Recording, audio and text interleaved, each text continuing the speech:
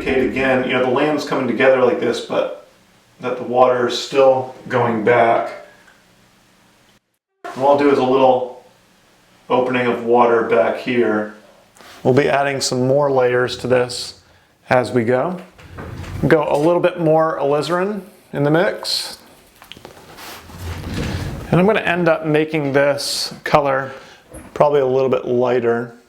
Go a little bit lighter right in here. As the sky goes closer to the horizon, it should be a lighter value. I'm going to go more alizarin as we get down lower. And alizarin, we're going to make a pretty dark color. And what I'm going to do is I'm going to start out by going along the land, just tapping in along the very top edge this orangish color.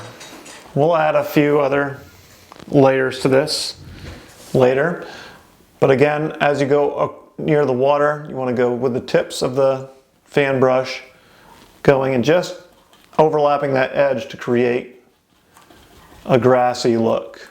Again, you don't really have to overdo it. Just little bits of color.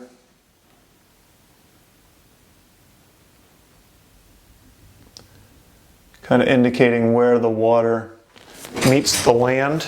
Okay, I'm going to go into my white, a little bit of yellow,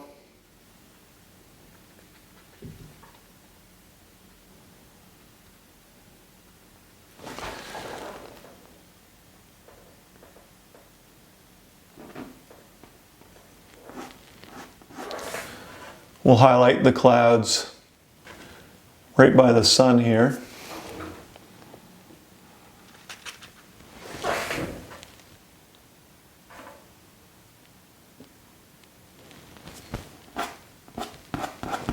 And especially right by the sun here. Just add some texture.